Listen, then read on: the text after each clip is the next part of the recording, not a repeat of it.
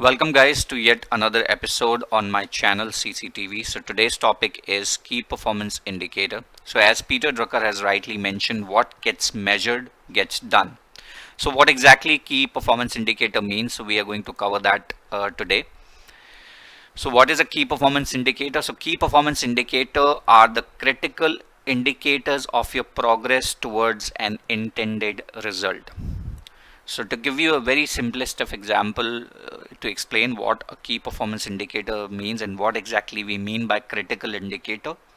Let's say you're traveling from one place to another place. So you have set a destination for yourself which is X kilometers from your current position. Now you start driving your car. On the dashboard you can see how much kilometers have you covered, which will tell you how much kilometers are left to reach your destinations. So these kilometers that you have covered is the critical indicator of your progress towards your destination. So KPIs provide a focus for strategic and operational improvement, create an analytical basis for decision making and help focus attention on what is more important, what matters the most. So managing with the use of KPIs, so this indicates or this includes setting targets, desired level of performance and tracking progress against that target. So for example, uh, you set a target for yourself that if I talk about taking an example from call center industry, so you have set yourself a target of an AHT of 480 seconds. So that is your desired level of performance. You don't want to go above that. Below that is okay, but if you go above that, that is not what you desire. So you set a target for yourself and you measure the progress in a against that target. So it can be an hourly HT that you're monitoring, or it can be a daily HT, a weekly HT, or a monthly or even an yearly HT that you're monitoring. So it also often means working to improve leading indicators that will later drive lagging results. So now this is very interesting, what exactly leading indicator and lagging indicator means. So to give you an example, in for a business, revenue and profits are the outcomes of a business. So these outcomes are the lagging indicators.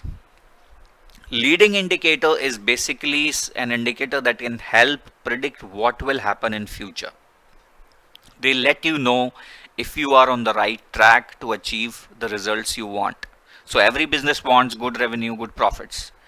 If you have a leading indicator defined, it will somewhat tell you whether you are on the right track to achieve those results.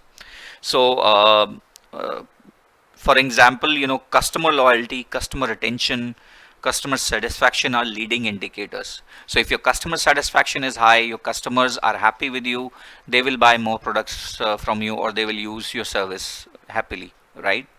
So that will result in your profits, increase in profits and increase in revenue. So that's the relation between a leading and lagging indicator. So I gave you an example of driving a car to go to a certain place. So when you're driving the car, when you see the rear view mirror, what you see is what you have left behind. So those are the lagging indicators. And when you're driving and you're seeing through the windscreen in front of you, you are seeing the leading indicators. Where are you going, whether you're on the right road or not, whether you're on the right path or not. So a leading indicator can not be always trusted to give you the exact prediction, because things may change because of various factors. To give you an example, Nokia, if we take an example of Nokia, so Nokia was very popular brand when it was initially launched, but then iPhone got introduced and the sales of Nokia declined. People adopted iPhone over Nokia. So to give you a more detailed example of and explaining these lagging and leading indicators is an example of a person who wants to reduce weight or lose weight.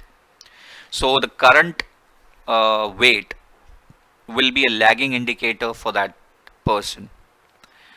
The calories that the person intakes every day will be a desired level of performance. He needs to set a target for himself or herself to reduce, the weight.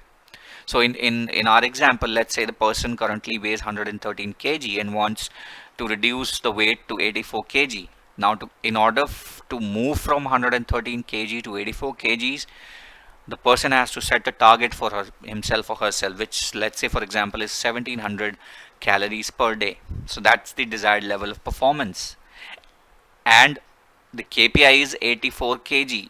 You need to achieve that target. So you monitor your leading indicator, which is the calories that you eat every day. So if you keep a control on your calories, you would be able to reduce your weight and lose weight. So that's the relation between a lagging and leading indicator. So characteristics of a good KPI include, KPIs provide objectives, evidence of progress towards achieving a desired result. It measures what is intended to be measured, because it helps in making better decision making. It offers a comparison that gauges the degree of performance change over time, that what was your performance on X day and what is your performance on current day. So it can track efficiency, effectiveness, quality, timeliness, governance, compliance, behaviors, economics, project performance, personnel performance, or resource utilization as well, and are balanced between leading and lagging indicators. So different types of KPIs are inputs, process, outputs, outcomes, project. So input is basically, for example, let's say amount, the type, quality of resources that are consumed in process to produce outputs. Process can be, focus on how the efficiency, quality, or consistency of specific processes are used to produce a specific output. They can also measure controls on that process, such as tools, equipment used, or the process training. Outputs measure the indicate, how much work is done, and define what is produced. Outcomes focuses on accomplishments or impacts, and project measures answers questions about the status of deliverables and milestone progress related to important projects or initiatives. To explain you in with an example, let's say a business is doing, provides coffee for catered events, and the inputs could include the coffee itself, which could be suppliers, the quality, the storage, the water, and the time. Time can be measured in hours or employee cost that the business invests. Process is basically coffee making procedures or the equipment efficiency and consistency. Output can be the coffee itself, the taste of the coffee, the temperature at which it is served, the presentation of the coffee. Outcome, can be customer satisfaction, because customer satisfaction would eventually drive your sales. Projects would focus on deliverables and any major improvement projects or initiatives such as new marketing campaign. So that's what KPI means, and that's how KPIs are important for any business to grow and flourish. You need to have good KPIs, strong KPIs in place, and the right KPIs in place to achieve your strategic goals. So hope this video was informative enough, and if in case you have any questions, you can leave a comment and I'll be glad to answer that.